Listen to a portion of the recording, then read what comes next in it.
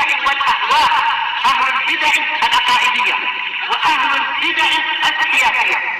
نقول بيننا وبينكم السلف، بيننا وبينكم الكتب، كان فيقول البدع بيننا وبينكم.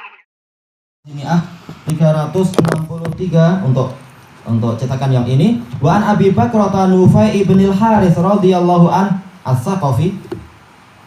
Qala Rasulullah sallallahu alaihi wasallam, ala unabbiukum bi akbaril kabair. Maukah kalian untuk aku kabari kalian tentang dosa besar yang terbesar? Salasan, sebanyak 3 kali. Qulna bala ya Rasulullah. Kami mengatakan tentu wahai Rasulullah.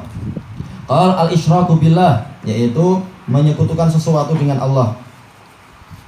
Menggambarkan seakan-akan ada yang lain yang layak untuk dipersekutukan dengan Allah. Ini adalah makna yang betul, sebagaimana dijelaskan oleh Ibnul Qayyim. Bukan menyekutukan Allah, tapi apa? Menyekutukan sesuatu yang hina-hina, yang rendah-rendah itu sampai ke derajat Allah Ta'ala. Makanya bukan apa? Isyrakullah, tapi isyrak billah, isyrakus syai' billah. Wa uququl walidain, dan durhaka kepada kedua orang tua. Wa kana muttaqi'an fajalas. Semula beliau yaitu bersandar ke tepi, yaitu berbaring. Assalamualaikum. Kemudian apa? Beliau duduk. Faqal ala wa qaulu zur wa syahadatu zur. Ketahuilah dan juga apa? Perkataan palsu dan persaksian palsu, yaitu dusta. Famazala yukarriruha hatta qulna laitahu sakat. Terus-menerus beliau mengulang-ulang itu sampai kami mengatakan seandainya beliau diam. Tayyib, muttafaqun alaih. Tayyib, hadis ini datang dari Abi Bakrah Nufai ibnil Harits radhiyallahu an, dan beliau ini masuk Islam setelah apa? Sekitar 1 bulan setelah Fathu Makkah. Yaitu pada waktu perang apa itu? Perang Taif.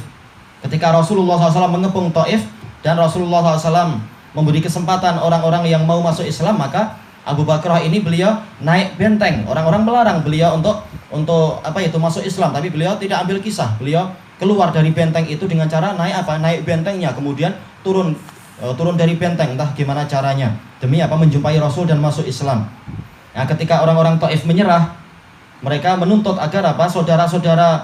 Mereka mengatakan, serahkan pada kami saudara-saudara kami yang bergabung dengan Anda. Rasulullah mengatakan, kami nggak akan serahkan saudara-saudara kami kepada kalian.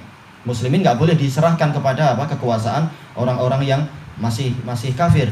Sebelum apa? Sebelum Bani Saqif, penguasa Taif itu mereka masuk Islam. Mereka menyerah tapi belum mau masuk Islam di awal-awalnya.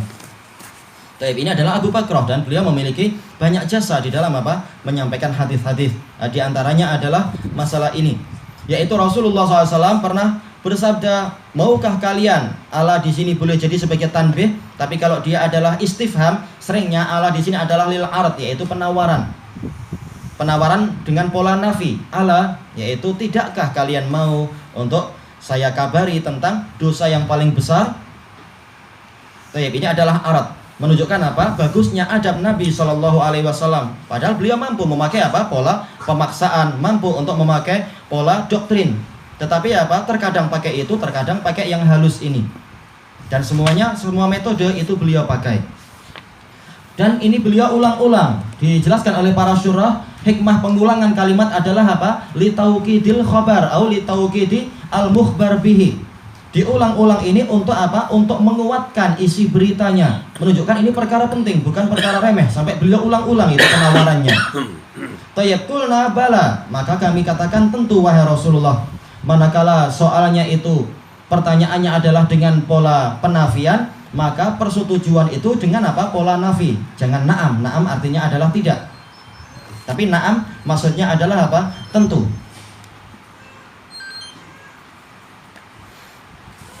Baik. Kemudian, dan ini menunjukkan apa? Besarnya semangat para sahabat tentang masalah ini. Tentang masalah apa itu? Untuk mengetahui dosa besar agar dihindari. Tidak seperti kebanyakan orang, mereka lalai dengan perkara-perkara ini. Kadang kalau dibacakan hadis mungkin mereka tidak mau dengar. Bahkan apa? Mereka tergesa-gesa untuk pergi dari masjid, tidak mau ikut majelis taklim yang baik, tentunya bukan majelis taklim yang dari orang-orang yang jahil sendiri. Baik. Sementara banyak orang mereka lebih apa? Suka kalau dikasih tahu, mau nggak untuk Anda saya kasih Anda bagaimana cara dapat penghasilan sampingan. Oh, dia akan mau itu. Tapi untuk perkara yang terkait dengan akhirat, untuk keselamatan agama, jarang orang yang mau memperhatikan masalah-masalah seperti itu.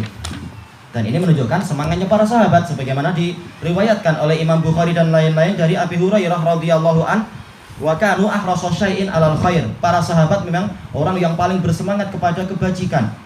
Maka ditawari seperti ini mereka langsung mau. Baik.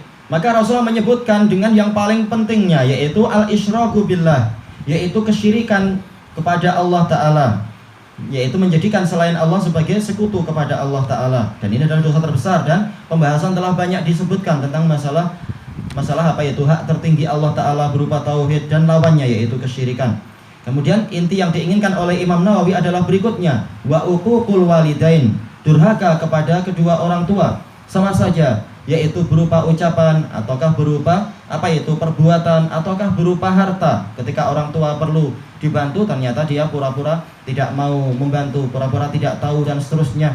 Sebagaimana banyak yang terjadi di sebagian wilayah, dan ini kisah nyata baik di Arab ataupun yang di Nusantara, yaitu sejak kecil orang tuanya membiayai dia, mendidik dia, dan seterusnya. Tapi masalahnya adalah didikan duniawi. Ketika anaknya besar dan orang tua sudah tua renta, maka orang tuanya dikirim ke panti-panti jompo, ke tempat-tempat perawatan penampungan orang tua, biar menghabiskan sisa umur di sana. Ini hasilnya, manakala orang tua itu hanya mendidik anak, walaupun niatnya baik, kasih sayang pada anak, tapi cuma dididik dengan perkara-perkara duniawi. Maka dunianya pandai, istilahnya akalnya pandai, tetapi agamanya adalah kosong, sehingga tidak jadi orang yang pandai bersyukur. Kalaupun dia pandai, boleh jadi dia akan jadi koruptor, atau boleh jadi dia akan menjadi orang yang akan menjadi gurita terhadap orang-orang lain di dalam masalah perekonomian dan seterusnya. Karena tidak dididik dengan akhlak yang baik, dengan agama yang baik, dengan rasa takut pada Allah, harapan kepada surga, khawatir terhadap neraka dan seterusnya. Tidak dididik itu. Makanya kalau tidak dididik untuk bersyukur, akibatnya orang tua nanti akan mengalami hasil dari apa yang mereka tanam itu sendiri. Anaknya jadi tidak pandai bersyukur pada orang tua. Nah, ini bagian dari durhaka, yaitu tidak mau merawat orang tua, tidak mau mencurahkan harta. Padahal ketika anak masih kecil, bahkan ketika anak itu belum lagi lahir, orang tua telah mencurahkan segalanya demi anaknya. Bahkan rela hutang-hutang, bahkan terkadang rela hutang kepada ahlung walaupun risikonya berat. Demi demi anaknya, demi kebaikan dan kesejahteraan anaknya dan seterusnya. Ternyata setelah orang tuanya memerlukan harta, ternyata anak banyak yang tidak pandai untuk membantu orang tuanya. Ini adalah kufur terhadap orang tua. Dan ini adalah dosa terbesar kedua. Hak yang tertinggi untuk makhluk adalah yaitu hak orang tua. Karena hak Rasul itu masuk di dalam hak Allah Ta'ala. Wa kana muttaqi'an fajalas. Semula Rasulullah SAW bersandar ke tepi, yaitu seperti berbaring, tetapi ya bersandar istilahnya ya. Iya. Ke pinggang beliau itu. Istilahnya pinggang, betul. Baik, ke samping beliau. Kemudian beliau duduk. Dijelaskan oleh Ibnu Hajar dan lain-lain, ini menunjukkan disunnahkan untuk kita itu menegakkan badan ketika membahas perkara yang penting. Dan ini dalilnya banyak sekali. Seperti hadis itu? Huzaim, kalau nggak salah Abu Hudzaifah itu.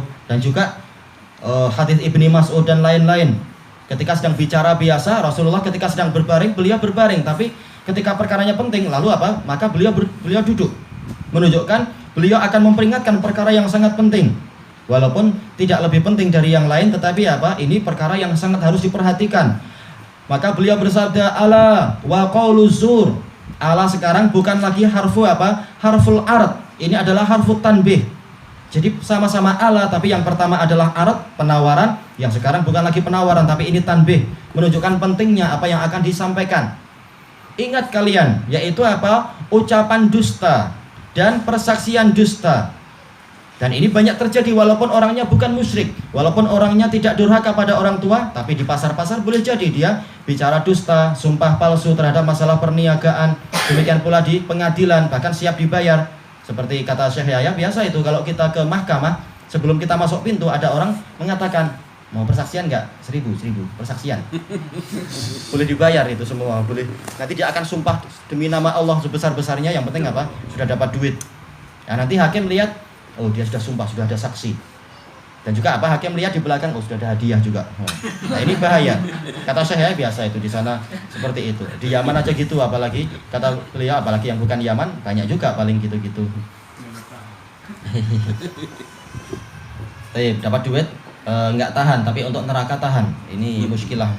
Makanya kata Syekh ya, di Yaman itu biasa kalau hadiahnya itu hanya beberapa puluh ribu saja, hakim akan mengatakan ini nggak sebanding dengan neraka yang mengancam kami. Tambah lagi. Alhamdulillah. Ajaib. Sebesar gunung Uhud atau sebesar emas, sebesar dunia nggak akan sebanding dengan siksaan neraka. Tapi aneh kalian tuh. Aduh. Baik, makanya di sini Rasulullah mengingatkan walaupun orangnya mukmin, walaupun orangnya ahli tauhid, boleh jadi dia akan apa? Melakukan kedustaan seperti ini, ucapan-ucapan palsu, sumpah-sumpah palsu, persaksian palsu.